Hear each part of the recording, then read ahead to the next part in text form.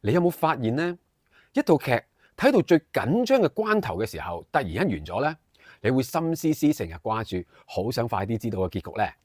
又或者一件未做完嘅工作，總係喺你腦海裏邊咧揮之不去咁樣停留喺你個腦裏邊。呢個就係叫做塞格尼克效應啦。呢個效應指出咧，我哋對未完成嘅任務記憶會比已完成嘅任務深刻好多，因為大腦會產生一種認知張力啊，會不斷咁提醒我哋要去完成佢。呢個效應有好有唔好。壞處就係太多未完成嘅事就會令到我哋好焦慮。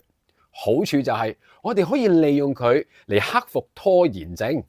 所以下次有件大事你唔想開始做嘅時候，試下只係做佢頭5分鐘，開咗個頭先。一旦開始咗，塞格尼克效應就會推動你，令你更加想去完成佢㗎啦。所以萬事起頭唔難，只要你肯開始就得啦。